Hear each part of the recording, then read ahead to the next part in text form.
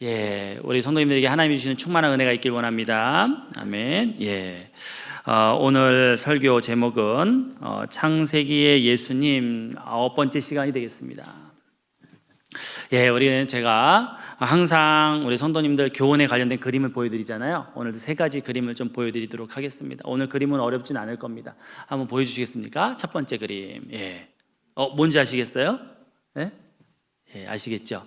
기도의 자리인 것 같아요, 그죠? 방석이 있고 성경책이 있습니다. 묵상하는 자리, 기도의 자리인 것 같습니다. 또 예배, 누군가에게는 또 예배의 자리이기도 하겠죠.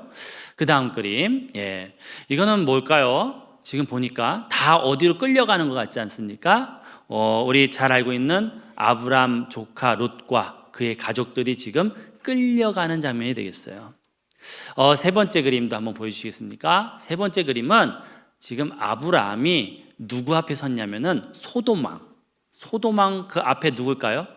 살레망 앞에서 지금 서 있는 모습입니다. 서 있는 모습이에요. 그래서 이 두 왕이 지금 서 있는 모습인데 요거에 대해서도 또 잠시 좀 이따 또 설명을 하도록 하겠습니다. 이 살레망은 누구냐면은 멜기세덱이라고 돼요. 멜기세덱. 예수님을 상징하는 왕이에요. 미리 말씀드리겠습니다. 소돔왕과 멜기세덱. 자, 오늘 이 3가지 그림 중에 우리 첫 번째 그림 어떤 거죠? 요 그림에 대한 설명을 오늘 교훈을 담은 내용을 먼저 전하도록 하겠어요. 지난 시간이었습니다. 아브라함을 부르신 하나님, 아브라함에게 고향을 떠나라고 말씀하시는 하나님, 그로 복의 근원을 삼으시겠다고 말씀하신 하나님.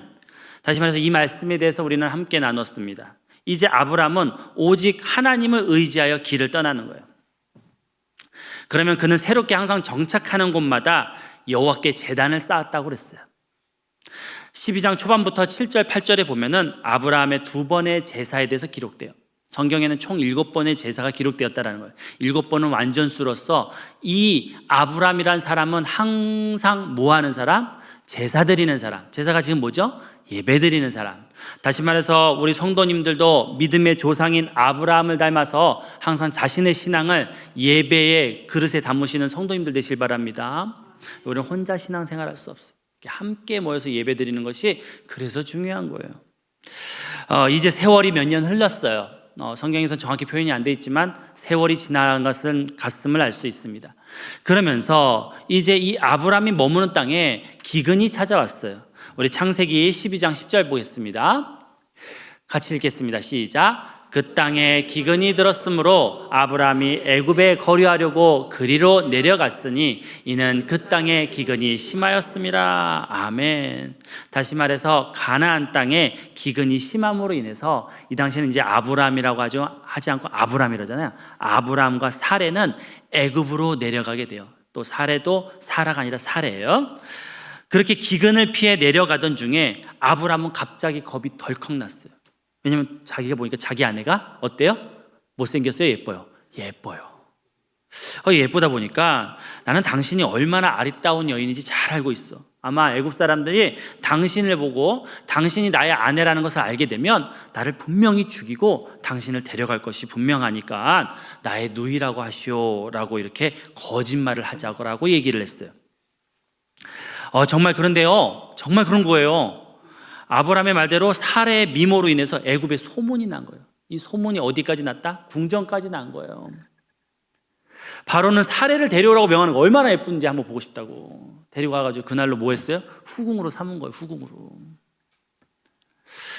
그러고 나서 아브라함에게는 너의 여동생은 우리한테 줬으니까 양떼와 소떼와 암나귀와 순나귀와 남녀 종과 낙타까지 주었다고 되어 있어요. 결혼 이제 지참금이라고 하죠. 그것을 충분히 줬어요. 그러나 하나님께서는 그 일 이후에 어떤 일이 벌어지게 하셨어요? 바로 왕의 집안에 무서운 재앙이 끊이지 않게 하시는 거예요. 자녀와 아내가 원인 모를 질병과 사고가 계속해서 가정 안에 우환이 끊이지 않게 하시는 거예요. 바로 왕은 가만히 생각을 했어요. 너무 이상한 거예요. 너무 흉흉한 거예요, 집안이. 그래서 그 재앙들이 시작된 시점을 보니까 언제예요? 사레를 아내로 맞이했을 때예요. 사레를 후궁으로 맞이한 그때부터 우리 집안이 이렇게 되는 게 없구나라는 것을 알게 되었어요. 그래서 알아보니 사레는 이미 아브람과 결혼한 부부였던 거예요. 그래서 바로는 그 즉시 화가 너무 났지만 혹 아브라함을 잘못 건드렸다가 사례를 잘못 건드렸다가 더 큰 화를 당할까 봐 크게 꾸짖고서 아브라함과 사례를 애굽에서 쫓아내게 됩니다. 추방시키게 돼요. 그리고 심지어 그 아브라함에게 준 재물을 어떻게 했습니까? 도로 받아왔을까요? 안 받아왔어요. 그것도 괜히 잘못 받아왔다가 내 거지만 정당하지만 괜히 가져왔다가 큰일 당할까 봐 그대로 줘서 그대로 추방되게 했어요.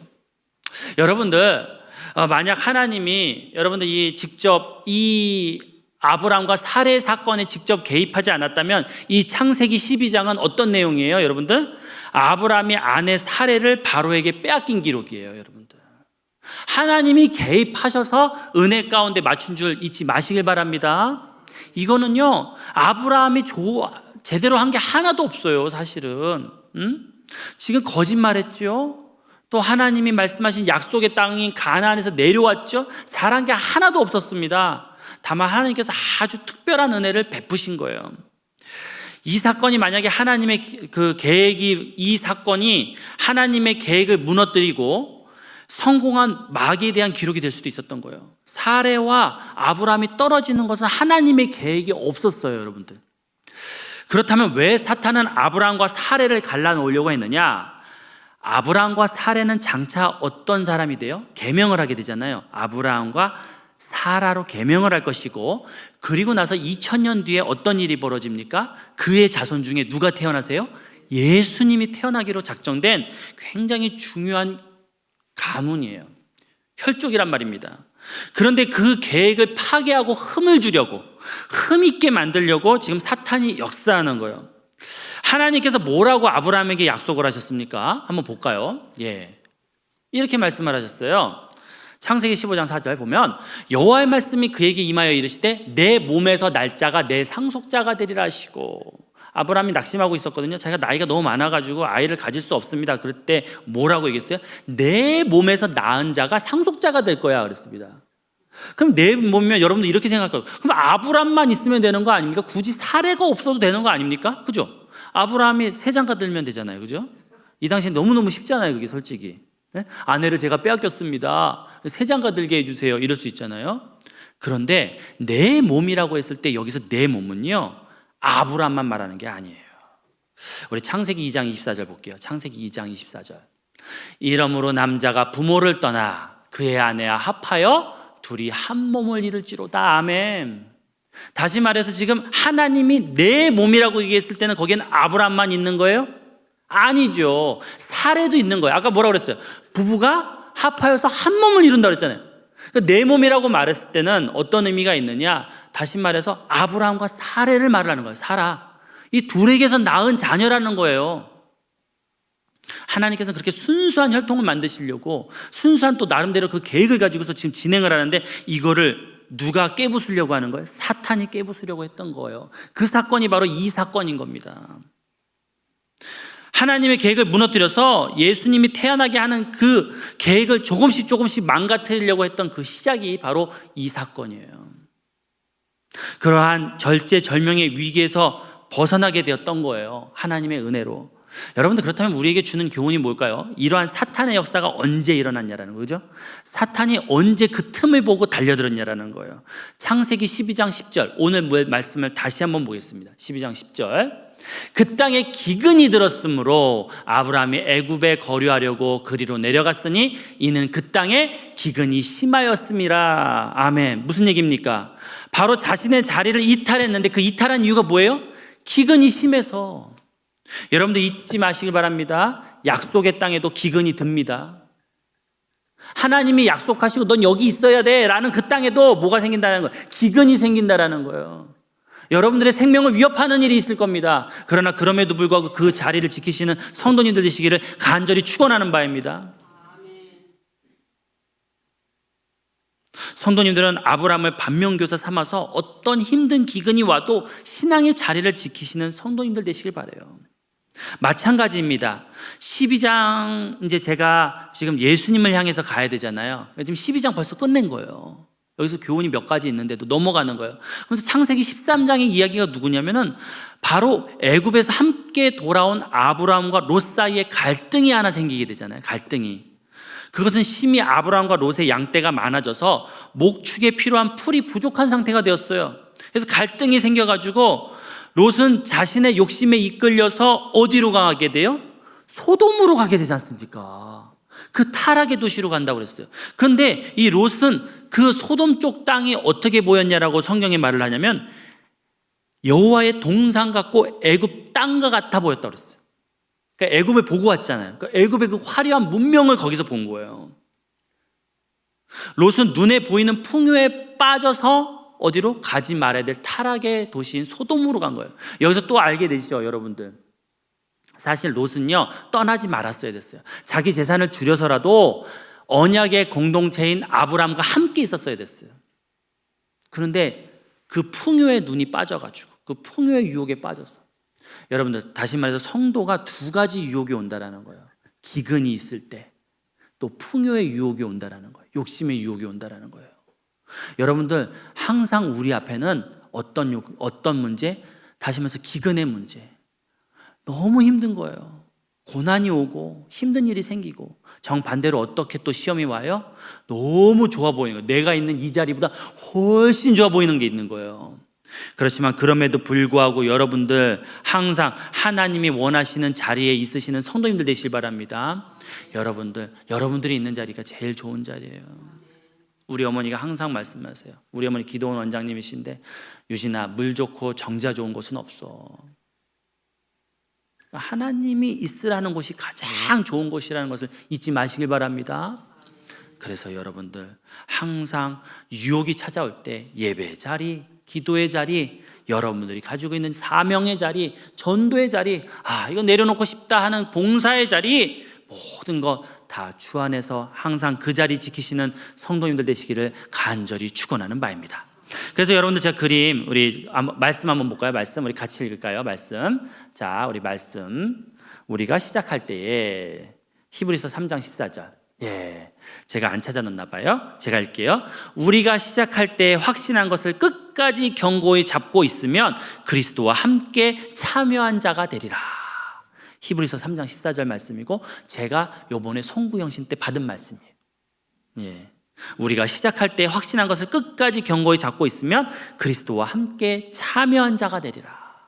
여러분들 항상 그 자리 지키시는 것, 그것이 바로 하나님 보시기에 가장 귀한 모습이라는 것을 잊지 마시고 그 자리 정말 인내로 견뎌서 붙잡는 성도님들 되시기를 간절히 축원하는 바입니다. 자, 그리고 나서 이제 두 번째 이어지는 이야기를 하겠습니다. 이제 새로운 이야기는 창세기 14장에 나와요. 아브람을 떠나 소돔으로 가게 된 롯. 그런데 또 이 롯이 또 문제가 생기게 됩니다. 우리 한번 그림 한번 보여주시겠습니까? 다음 그림이요.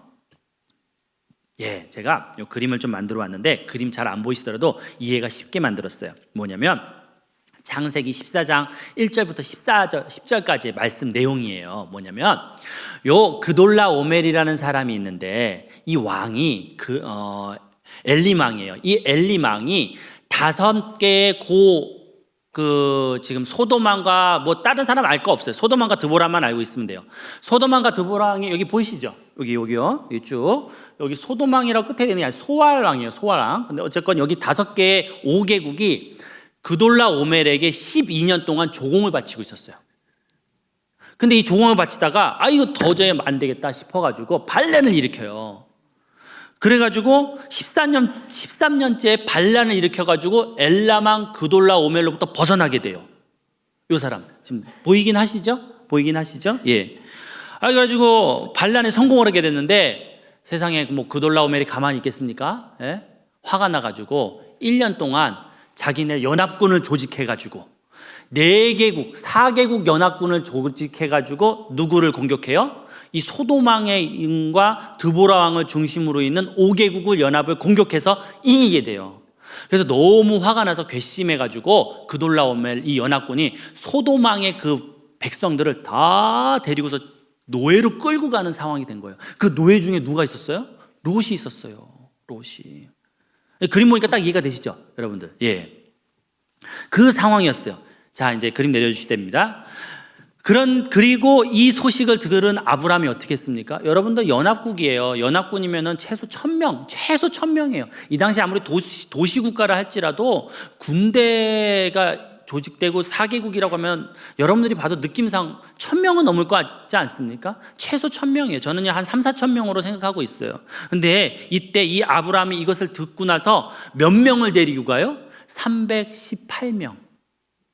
318명의 장정과 칼 좀 쓴다는 가나안 용사 마물의 아내 에스골과 함께 롯을 구하러 가는 거예요. 이거는 거의 자살행위죠. 그런데 그 수가 너무 적음에도 불구하고 그들을 이겼다라는 거예요. 그들을 이기고 그들이 있었던 모든 전리품을 다 가지고 돌아오게 되었다라는 거예요. 여러분들 여기서 우리에게 주는 중요한 교훈이 있습니다. 여러분들 성도는 풍족해서 돕는 사람이 아니라 도움이 필요한 사람을 돕는 사람이라는 것을 잊지 마시기 바랍니다. 우리는요, 물질이 있는 성도가 돕는 게 아니라요, 마음이 있는 성도가 돕는 거예요. 성도는 풍족해서 돕는 것이 아니라 예수의 사랑으로 도움이 필요한 사람을 돕는 사람이라는 거예요. 그걸 말을 하는 거예요. 지금 뭐 능력이 있어서 도운 게 아니에요. 내가 아니면은 조카 롯과 그 가족들 그리고 나머지 있는 그 다 백성들이 뭐예요? 노예로 끌려간다는 것을 보았기 때문에, 또 잔인하게 살육될 것을 알았기 때문에 그냥 가서 도운 거예요. 여러분 누가복음 10장에 보면요, 한 율법교사가 예수님께 이렇게 질문을 해요. 나의 이웃은 누굽니까? 라고 했을 때 뭐라고 얘기해요? 우리가 잘 아는 그 선한 사마리안 이야기를 해주시잖아요. 강도 만난 유대인을 돕는 선한 사마리안 이야기. 그런데 당시에 사마리아인은요, 유대인들이 인간 취급도 안 했거든요. 그런데 그 선한 사마리안 예를 들면서 그 사마리안 얘기를 쭉 하시고 나서, 그리고 나서 율법 교사한테 다시 물으세요. 누가 이 강도 만난 유대인의 이웃이냐라고 물어봤어요. 누가 이 강도 만난 유대인의 이웃이냐. 그때 이 율법 교사는 마지못해 자비를 베푼 사마리아인입니다 라고 얘기를 했어요. 여러분들, 사실 사마리아라는 단어도 안 썼어요. 마지못해 자비를 베푼 자입니다 라고 얘기했어요. 근데 정확한 표현은 뭐냐면, 자비를 베푼 사마리아인이 이 강도 만난 유대인의 이웃입니다 라고 답했어요. 그때 예수님은 아주 특별한 말씀을 하세요. 뭐라고 하느냐? 그렇다면 이 사마리아인처럼 너도 행하라 그랬어요. 이 내용이 무엇이냐? 이웃은 너가 선택하는 게 아니라 너의 도움을 필요로 하는 사람이 너의 이웃이다 라는 얘기를 한 거예요. 율법교사는요, 자기랑 굉장히 격이 맞는 사람이 이웃이라고 생각했는데, 예수님 입장에서 뭡니까?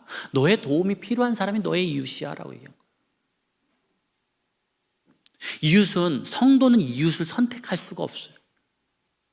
여러분들에게 붙여주신 그 이웃과 형제가 바로 여러분들의 이웃과 형제인 줄 잊지 마시길 바랍니다. 하나님이 도우라 하는 사람, 섬기라 하는 사람이 바로 여러분들과 저의 이웃과 형제예요.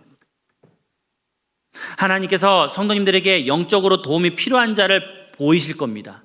그때 외면하지 않는 성도님들 되시기 바랍니다. 능력이 있어서 도우라는 게 아니에요. 저 사람은 내가 아니면 안 되겠다 싶으면 어떻게 해요? 돕는 거예요. 섬기는 거예요. 여러분들 힘든 건 모르겠습니까? 섬기는 겁니다. 여러분들의 시간과 재능과 물질이 필요한 사람들이 나타날 거예요. 그때 외면하지 마십시오. 아, 하나님이 보내신 이웃과 형제구나 라고 기도하고 섬기시는 성도님들 되시기를 간절히 축원하는 바입니다. 그게 바로 우리가 할 일이에요. 이처럼 성도는 풍족해서 돕는 사람이 아니라 도움이 필요한 사람을 돕는 사람이라는 거예요. 그것을 지금 아브라함을 통해서 보여주는 거예요. 우리의 이웃은 우리의 도움을 필요로 하는 사람이다.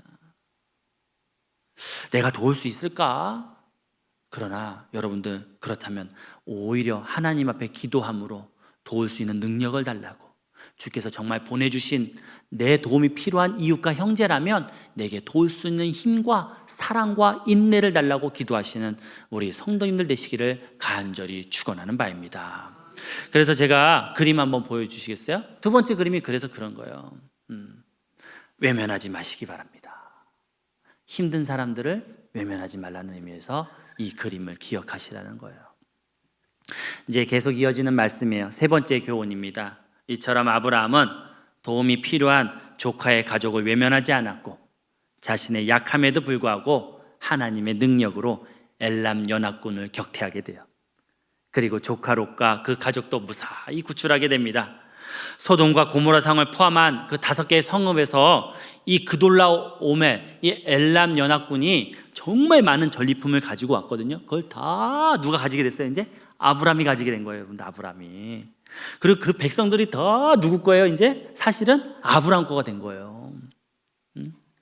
이때 유혹이 찾아오는 거예요. 이때 소돔왕이, 아까 그림에 보셨죠?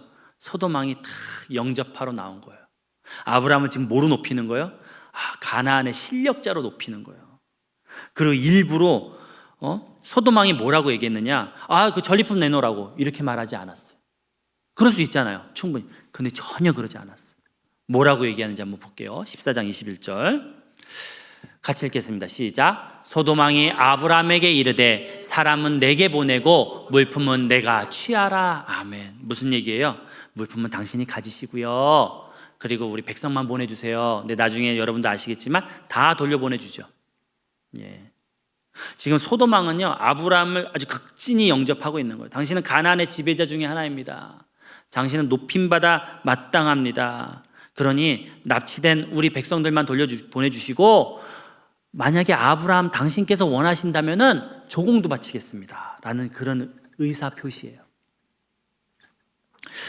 그리고 지금 소돔왕이 어디에 나왔는지가 되게 중요해요. 여러분들, 소돔왕이 아브람을 영접하러 어디에 나왔느냐? 창세기 14장 17절을 보겠습니다.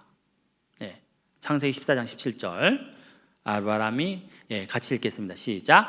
아브라함이 그돌라오멜과 그와 함께한 왕들을 파하고 돌아올 때 소돔왕이 시외 골짜기 곧 왕국에 나와 그를 영접하였고, 사회 골짜기 곧 왕국. 근데 이 왕국이 지금 제가 개역 한글을 찾아놨는데 원래는 개역 개정이 뭐라고 바뀌었는지 아세요? 왕의 골짜기예요. 여러분, 왕의 골짜기에서 지금 영접을 했다는 건 무슨 뜻이에요? 당신은 왕입니다. 내가 당신을 지금 왕으로 모시려 합니다라는 뜻이 있는 거예요. 여러분들 지금 아브라함이 어때요? 코가, 콧대가, 그죠? 이게 하늘을 향하게 생겼죠. 갑작스럽게 너무 자기 위치가 확 올라간 거예요. 그런데 하나님께서는 소돔왕, 그러니까 아브라함에게 큰 은혜를 베푸셨어요. 교만에 무너지기에 생긴 아브라함을 살리시려고 누굴 보냈어요? 살레망 멜기세덱을 그 옆에 딱 붙여놓으신 거예요. 그래서 창세기 14장 18절 보겠습니다. 그때 딱 등장하라는 거예요. 딱 그 타이밍에 살레망 멜기세덱이 떡과 포도주를 가지고 나왔으니 그는 지극히 높으신 하나님의 제사장이었더라. 아주 신비한 자예요. 다음 설교 때 말씀을 드릴게요. 이 멜기세덱이 히브리서와 연결된 굉장히 대단한 사람이거든요. 예수 그리스도를 상징하는 사람인데, 이 사람이 딱 나타나서 19절 계속 읽겠습니다. 그가 아브라함에게 축복하여 가로되 천지의 주제시오 지극히 높으신 하나님이여 아브라함에게 복을 주옵소서라고 딱 하면서 20절 너무 중요하니까 우리 같이 읽겠습니다. 20절 시작. 너희 대적을 내 손에 붙이신 지극히 높으신 하나님을 찬송할지로다. 아멘. 내 손에 붙이신, 너희 대적을 내 손에 붙이신 지극히 높으신 하나님을 찬송할지라. 무슨 얘기예요? 너가 승리한 이유는 누구 때문이라는 거예요? 너가 아니라 하나님 때문이라고, 하나님 덕분이라고 고백하라는 거예요. 여러분들, 우리에겐 교만이 찾아올 때가 있어요. 교만이 찾아올 때마다 자기 자신의 영혼에게 말해주시길 바랍니다. 누구 덕분이다? 하나님. 내 마음은 내 덕분인데, 내 마음은 내 덕분일지라도, 정말 내가 다 한 것처럼 보일지라도 입부터 시작하는 거예요. 입부터. 엘라망 멜기세덱이 말하잖아요. 입부터 말하라고. 입. 하나님을 찬송하라고 그러잖아요. 다 나의 나 된 것은 누구의 은혜? 하나님의 은혜로다. 여러분들, 사도 바울이 뭐라고 합니까? 그래서 우리 고린도전서 15장 10절 우리 성도님들이 한번 읽어보시기 원합니다. 시작. 그러나 내가 나 된 것은 하나님의 은혜로 된 것이니 너가 모든 사도보다 더 많이 수고하였으나 내가 한 것이 아니요 오직 나와 함께 하신 하나님의 은혜로라. 아멘. 하나님의 은혜라는 것을 항상 내가 괜찮은 것 같아 라고 생각하지 마시고, 다 하나님의 은혜구나. 은혜라는 고백을 먼저 입에 달고 사는 게 중요하다라는 거예요.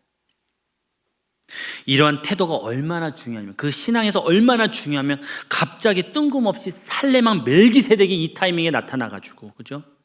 예수님을 상징하는 이 왕이 나타나서 그것을 가르쳤겠습니까?